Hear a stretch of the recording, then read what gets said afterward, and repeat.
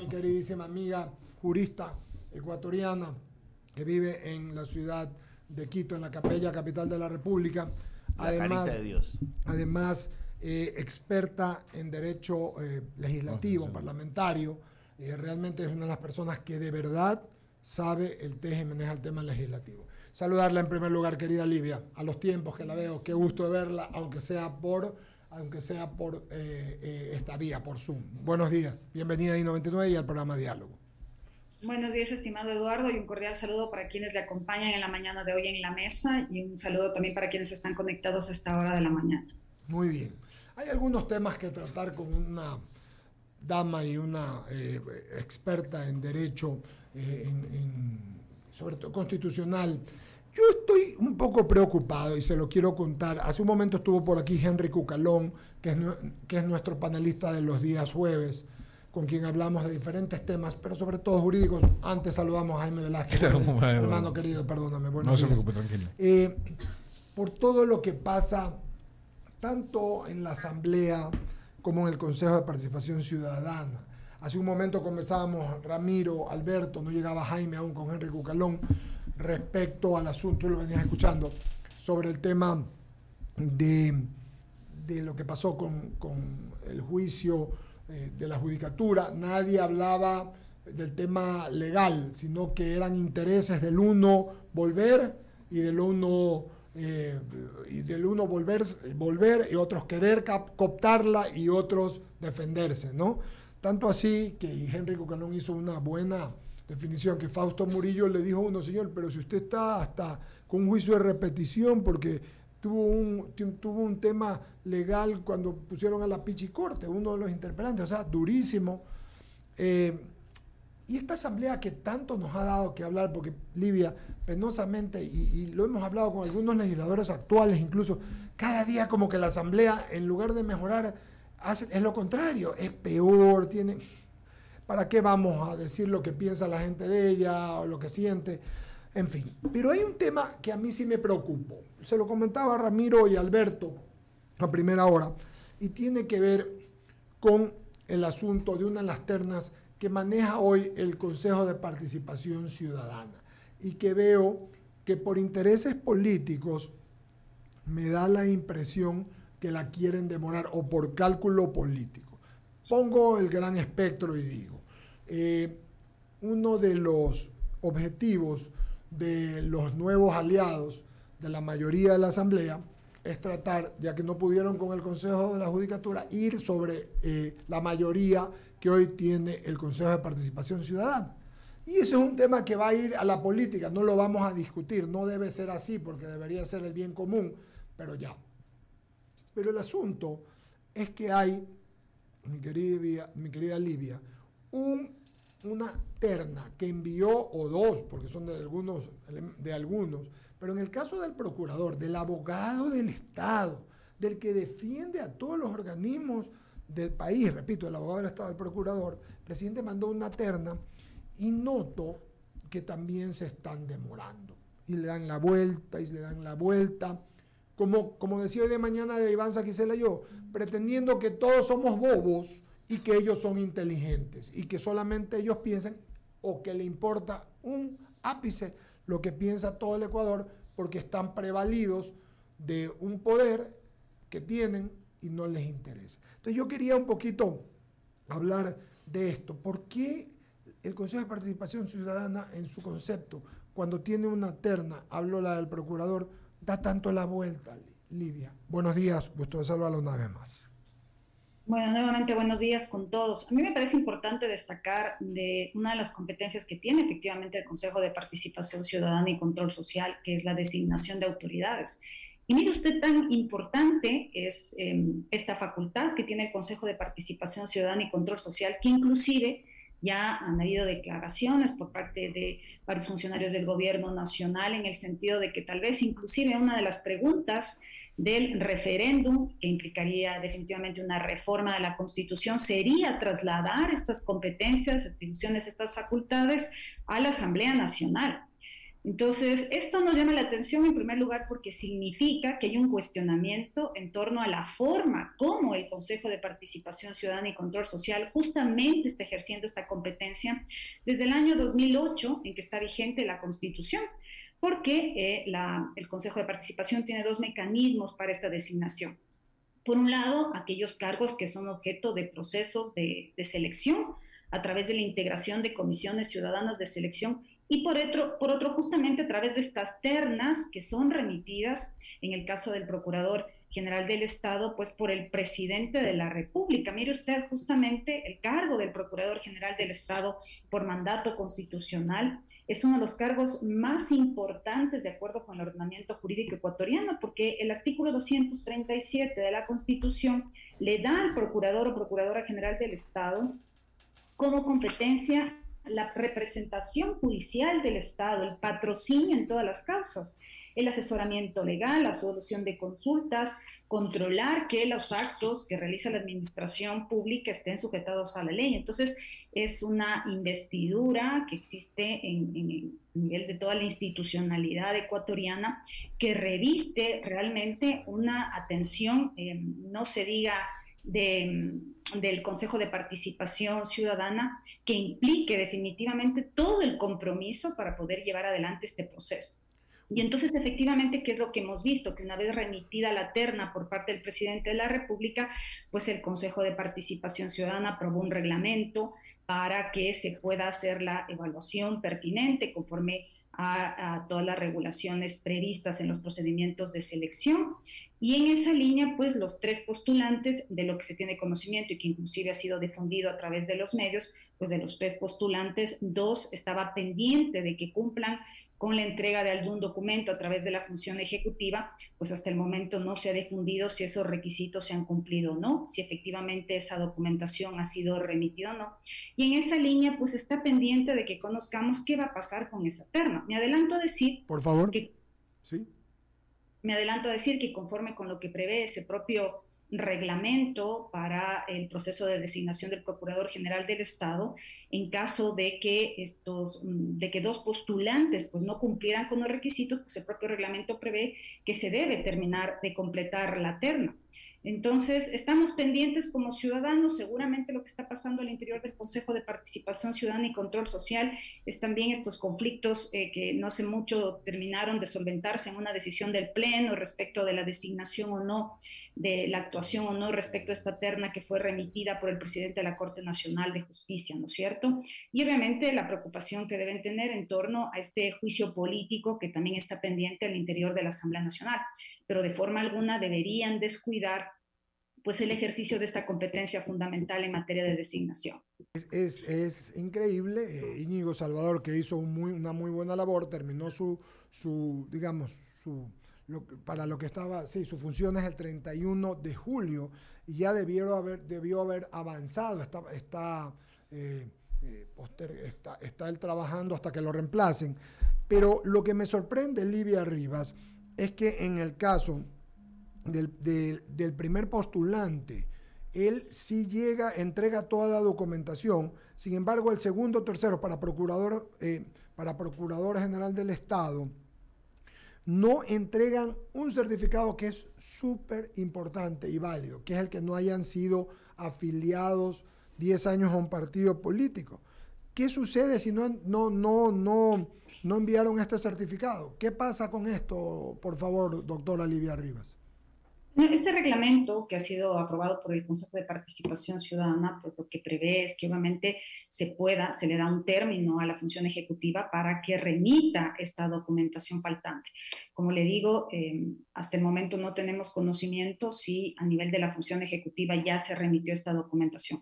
De no llegar a hacerlo, implicaría pues que estos dos postulantes se encuentran incumpliendo con los requisitos previstos en la Constitución en la ley, en este reglamento de designación del Procurador General del Estado, y como le decía hace un momento, pues lo que correspondería es que el Pleno del Consejo de Participación Ciudadana pues tome una decisión en el sentido y para conocimiento de la ciudadanía, si se llegó a presentar o no esta documentación en el término establecido en el reglamento, en primer lugar. Dos, si se llegó a completar esta documentación, pues continuar con el procedimiento de designación del Procurador o Procuradora General del Estado. Y finalmente, en el caso de no haberse entregado, pues lo que corresponde al amparo de lo que dice este propio reglamento, inclusive permítame citarle expresamente, Por favor. el artículo 14 de este reglamento señala que si no se cumple por parte de 2 miembros de esta terna, pues le corresponde al presidente de la República, en este caso, remitir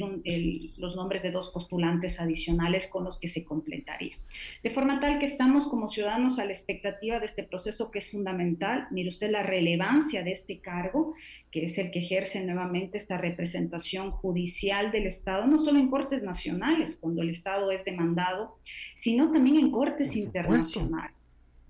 Yo coincido plenamente, por eso la relevancia del tema y por eso que dejen a un lado y que se den la vuelta, porque siento que se dan la vuelta y que están buscando no sé qué. Y usted acaba de dar la respuesta. Si los otros 12 no tienen la documentación, pues el presidente puede volver. Hay dos opciones, usted la dio, o seguir con la terna, normalmente la comisión técnica dice el que quedó, o el presidente puede pedir para los otros, ¿no? Entonces, creo que queda muy claro, Ramiro, lo que está diciendo Lidia Rivas, y relievo en la importancia de que el Procurador General del Estado tiene que ser nombrado, como todas las autoridades, lo antes posible, mi querido Ramiro, Alberto, Jaime, amigos que nos ven, y de forma legal y sobre todo con la mayor transparencia, porque reitero, es el abogado del Estado. Sí, doctora Rivas, buenos días. Ramiro Cepeda le saluda. Abstrayéndonos de las personas y de hechos concretos, yo quiero preguntarles por conceptos. No todas las ternas tienen origen ejecutivo, hay ternas que tienen otro tipo de orígenes ya y llegan al mismo seno del Consejo de Participación Ciudadana y que deben merecer el mismo trámite. La persona que remite la terna, pregunta, ¿tiene la capacidad de retirar en el momento de elección o de conocimiento y aprobación o designación de alguno de ellos algún nombre porque ya no le pareció, porque no le gustó, porque no está de acuerdo o porque simplemente fue de relleno? Me parece importante lo que usted señala, un cordial saludo también. Y eso nos lleva a colación a analizar el caso de la terna del superintendente de bancos, ¿no? Mire, usted se entiende que quienes conformaron la terna, cuando el señor, por ejemplo, el señor presidente de la República o quien de las autoridades previstas en la Constitución tiene la competencia para remitir ternas para los procesos de designación, pues obviamente se entiende que los 3 miembros de esa terna, hombres y mujeres, los 3 son idóneos, cumplen con todos los requisitos establecidos en la Constitución y la ley. Y se entiende, por tanto, que si bien lo que cuando se suelen elaborar las ternas, el primero o la primera que encabeza es como el que se podría considerar o como la que se podría considerar más opciones tiene por el perfil, tal vez cumple en mayor cantidad los requisitos o tiene mucha más experiencia acreditada a lo largo de su vida profesional para que pueda ejercer el cargo, no es menos cierto que de cualquier, inclusive impugnación ciudadana, porque hay una fase de impugnación ciudadana que también son sujetos quienes son parte de estos procesos de designación y selección por parte del Consejo de Participación Ciudadana, inclusive en una fase de impugnación, vamos a suponer que el primero o la primera de una terna pues no concluye el proceso y se debe continuar con los siguientes. De forma tal que los siguientes o las siguientes que son parte de la terna también tienen que cumplir de la misma medida con todos los requisitos. De forma tal que si el segundo o la tercera o el tercero es electo, como fue en el caso del superintendente de bancos en su momento, pues no habría de haber cuestionamientos de forma alguna por parte de quien remite la terna, porque se entiende que cuando lo hizo, pues verificó que tenía toda la idoneidad necesaria para el ejercicio del cargo. El problema reviste cuando efectivamente esta fase previa de verificación de cumplimiento de requisitos o de idoneidad no se cumple de la manera que como ciudadanos esperamos y se presenta esta suerte de conflicto respecto de quien no se tenía la expectativa que al final del día iba a ganar. Entonces, y mire usted en la complejidad que nos encontramos actualmente, donde hay un superintendente de bancos que fue designado por el Consejo, sobre la base de eso se presentó una garantía jurisdiccional, pese a eso inclusive fue posesionado por la Asamblea Nacional, que actualmente está pendiente una decisión en materia judicial y no ha asumido el cargo hasta la fecha, está encargada la superintendencia de bancos. Entonces, toda esta complejidad parte, en primer lugar, de quién es la instancia estatal competente para remitir las ternas, que definitivamente tiene que hacerlo de la mejor manera posible y escogiendo a los mejores hombres y mujeres para integrar las ternas. ¿No le parece que para evitar otro incidente como el que usted acaba de describir, sería totalmente pertinente que antes de que la terna entre a jugar en el seno del Consejo de Participación Ciudadana, se haga una calificación de cada uno de ellos para que ninguno tenga ningún tipo de preferencia, inhabilidad, suspicacia, solo de requisitos formales, como se hace para calificar a un juez de la Suprema, para calificar a un... Pero para eso está la comisión técnica. Pues, sí, pero en todo caso, pero que no sea terna. Vea, le mando estos... 10 nombres. 10 nombres. Revíseme los 10. De esos yo escogeré 3 para que no sepa por dónde van los tiros. La ley te ordena 3, ¿no? Por eso estoy diciendo cambiar para evitar este tipo de situaciones. Porque claro está que en una terna muchas veces van rellenos y la vida ha demostrado que los así, rellenos a veces se quedan de no relleno. Exactamente, y en el caso de superintendentes ya hubo un caso, un superintendente Maldonado que fue el tercero cuando presidía de la doctora Katia Murrieta, o cuando el doctor Vergara, que también fue superintendente, era el tercero y no precisamente el primero. O también recojo en la historia cuando el presidente Alarcón mandó la terna que presidía el señor Marcel Laniado para vicepresidente de la República y el Congreso se la mandó a devolver. Este es un hecho histórico que no está muy bien recogido todavía. Ni recordado. Ni recordado. Y me imagino lo que hubiera sentido el Congreso Nacional o la Asamblea cuando el presidente Moreno le escogieron a la tercera de la terna y no al primero o segundo que mandó para su último cargo de vicepresidente de la República. Entonces, hay ejemplos que llueven en la patria, pero hay que ir previniendo, porque encontrarle una solución jurídica a avatares políticos es muy complicado, doctora Rivas. Coincido con usted que hay que encontrar el mecanismo siempre para que los mejores cuadros de hombres y mujeres formen parte de estas ternas. Pero definitivamente esta labor es previa a la remisión al Consejo de Participación Ciudadana. Es de forma previa que la autoridad que tenga competencia para la remisión de las ternas pues debe verificar que se cumpla con los requisitos establecidos en la Constitución para el ejercicio del cargo. Mire usted, para el caso, solo hablando regresando nuevamente al cargo de Procurador General del Estado, ¿cuáles son los requisitos para ser Procurador General del Estado? Pues de acuerdo con la Constitución son los mismos requisitos para ser magistrado de la Corte Constitucional. Imagínese usted. Entonces, de forma tal que si ese es uno de los requisitos para... Si los magistrados de la Corte Constitucional, la más alta investidura que tiene a nivel de la administración de justicia en materia constitucional en nuestro país, esos son los requisitos para integrar una terna, obviamente la obligación jurídica de la función ejecutiva es encontrar justamente quienes, ajustados a ese perfil, puedan integrar esas ternas, pero es una responsabilidad que le corresponde a la función ejecutiva, la de verificar no solo estos requisitos establecidos en la Constitución para ser magistrados de la Corte Constitucional, sino adicionalmente el verificar todos aquellos elementos adicionales en los reglamentos que expide el Consejo de Participación Ciudadana y que obviamente al ser normas que integran el ordenamiento jurídico son públicas, son conocidas, se entiende que han sido difundidas, se entiende que de las cuales se tiene pleno conocimiento y al igual que el ejercicio que hacen las comisiones técnicas como parte del Consejo de Participación Ciudadana al verificar los requisitos, lo mismo debería ser quienes están jurídicamente obligados a remitir las ternas, de forma tal que luego de hacer una verificación, una especie, a grosso modo, de checklist de verificación de cumplimiento de requisitos, ahí decir, bueno, en la medida en que estos 3 cumplen o estas 3 personas cumplen, pues remito al Consejo.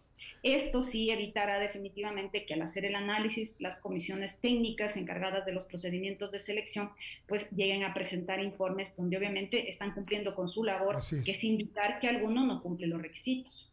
Correcto, Alberto Quintana sigue con la doctora Livia Rivas, ella es constitucionalista y también experta en derecho legislativo. Por supuesto que sí, recordándole a nuestra audiencia que precisamente la doctora Rivas es una de las profesionales que conoce mayormente de técnicas legislativas y derecho parlamentario, sin lugar a dudas. Recordar también que ella actualmente preside el Instituto Ecuatoriano de Estudios Legislativos y fue secretaria general en nuestro Parlamento. Y eso me lleva, doctora, a hacerle la consulta ya para irnos al otro tema eminentemente parlamentario, ¿no? Lo que tiene que ver con la cita que está convocada para las 14:30, ¿no? Este tema de la reconsideración. Le pregunto a usted, ¿qué dicen los procedimientos parlamentarios en lo que tiene que ver con la necesidad o no de argumentar del legislador o legisladora que hoy, por ejemplo, quiera proponer la reconsideración de lo que se aprobó la semana anterior en el juicio político a los integrantes de la Judicatura? ¿Qué dicen los procedimientos parlamentarios, doctora? Claro que sí. El artículo 145 de la Ley Orgánica de la Función Legislativa regula lo relativo a la reconsideración.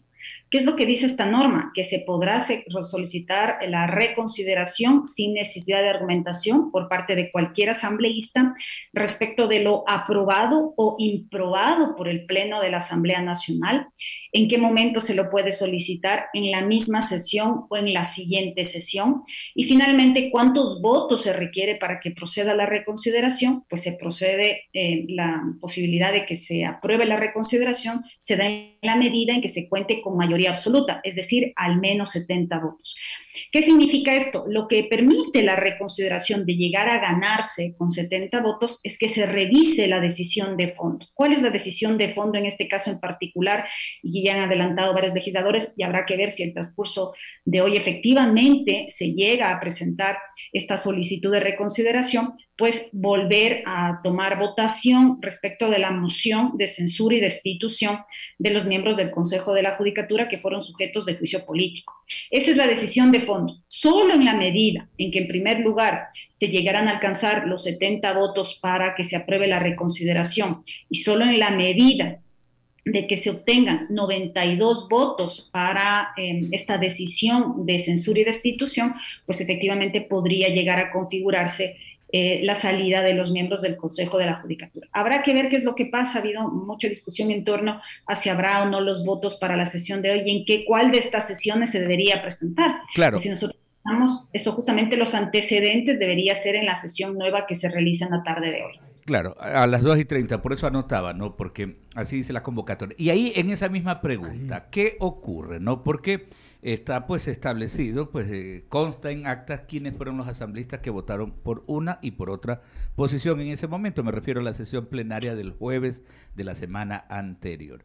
¿Qué ocurre, por ejemplo, si no van hoy los mismos parlamentarios, sino que van sus alternos? Pregunto, ¿qué dicen también los procedimientos parlamentarios en cuanto a eso? ¿Se puede modificar esa votación? El titular votó de una manera y hoy el alterno vota de otra manera. Se lo consulto, usted conoce mucho del tema de los procedimientos que tiene nuestro Congreso. Definitivamente es posible. ¿Por qué? Porque solo en la medida en que se pida rectificación de la votación, que es otro mecanismo para revisar los votos, solo cuando se solicita rectificación de la votación debe votar exclusivamente los asambleístas que ejercieron el voto y los que estuvieron presentes en la sesión y los mismos que dieron la sumatoria total antes de cantar el resultado por parte del secretario general. Esa es una rectificación de la votación. Ya. Pero cuando es reconsideración pueden votar todos pueden ser los principales y los alternos. No nos olvidemos que los alternos, pues obviamente por mandato de la Ley Orgánica de la Función Legislativa y el propio Código de la Democracia, pues ejercen el mismo rol ante la excusa del principal. Entonces, definitivamente, la tarde de hoy, con independencia de si está el principal o esté el alterno, y si el alterno estuvo o no estuvo en la sesión, o si el principal estuvo o no estuvo en la sesión, pues quien esté, el asambleísta o la asambleísta que esté presente en la tarde de hoy, tiene todo el derecho a votar a favor o en contra de la reconsideración. Pequeño, gran detalle, diría yo. Y antes de ir con Jaime, yo no puedo dejar pasar la oportunidad de que estamos con usted, doctora. ¿Qué haría Livia Rivas si tuviera la potestad, ¿no?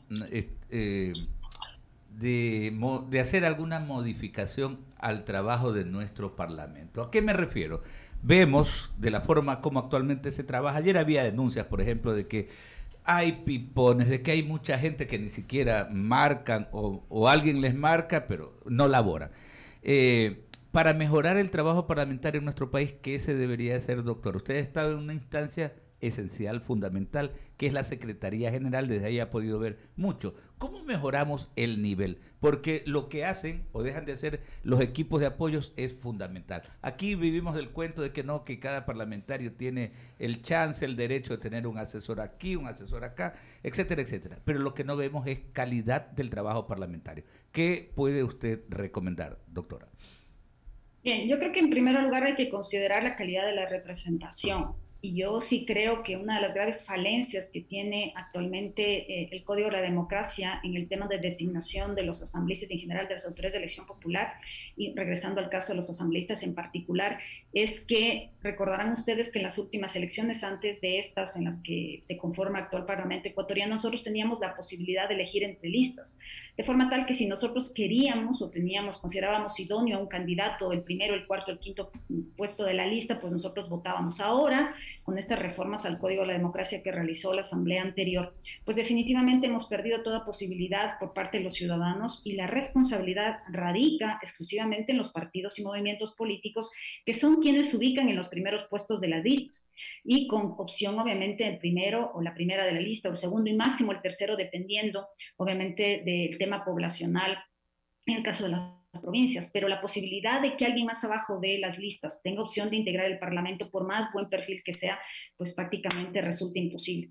Además de, obviamente, la fórmula de asignación de escaños que forma parte actualmente del Código de Democracia. Entonces, yo creo que el primer problema de la Asamblea Nacional y que ha recibido muchos cuestionamientos es la forma como se integra actualmente este mecanismo de designación, el hecho de que se limita por completo a nosotros como ciudadanos a poder integrar de la mejor manera posible de acuerdo con lo que nosotros consideramos como candidatos idóneos para el Parlamento. Eso en primer lugar. En segundo lugar, yo creo que en el ámbito ya del tema del personal de la función legislativa hay que reconocer que existe dentro de las filas del personal de la función legislativa personal de carrera y personal que está con contratos ocasionales muchísimo tiempo en la función legislativa y que definitivamente hacen un excelente rol, una excelente gestión, que son unos asesores que tienen amplio conocimiento y experticia en el tema legislativo y parlamentario.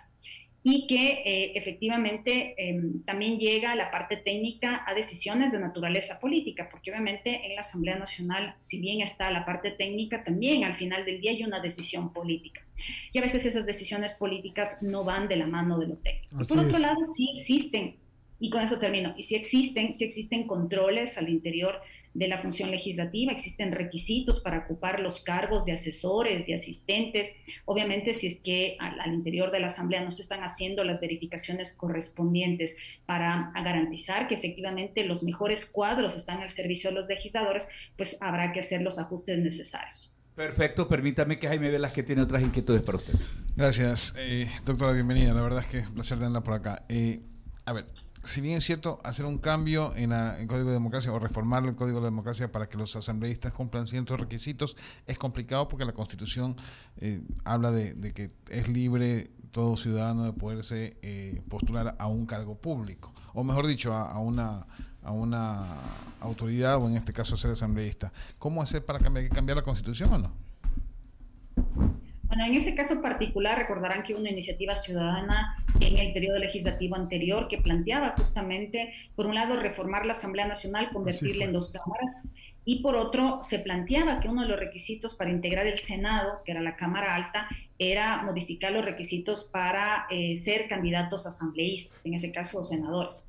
¿Qué es lo que dijo la Corte Constitucional? Y ya lo anticipó en el sentido que un incremento de requisitos, como por ejemplo lo que se planteaba que tengan título profesional, entre otros que consideraban como imprescindibles para poder integrar por lo menos el Senado. La Corte Constitucional dijo que eso no era posible a través de vías de reforma parcial o vía enmienda, sino que el único mecanismo era asamblea constituyente. De forma tal que la única forma, en el caso pues, de que en ese momento se considerara necesario modificar los requisitos e incrementarlos, tendría que haber una asamblea constituyente. No existe otra forma. En la medida en que eso no es posible, pues obviamente habrá que hacer los ajustes que se consideren pertinentes dentro de la estructura de la Asamblea Nacional. Yo particularmente no me oriento por un bicameralismo, creo que es mucho más democrático y que sean por lo menos 70 voluntades las que decidan si se aprueba o no una ley, y no exclusivamente en el ámbito del Senado, que es la Cámara Alta, que se reduce el porcentaje de representación y que obviamente hay una concentración de poder en menos legisladores para tomar decisiones fundamentales. Yo creo que mientras más amplio es el debate y mayor ejercicio se requiere para conseguir los votos, porque obviamente implica un mayor ejercicio argumentativo y de convencimiento entre los diversos movimientos y fuerzas políticas, es mucho mejor. Pero eso desde el punto de vista de debate intelectual y cuando la gente pues pretende darle un beneficio al Ecuador.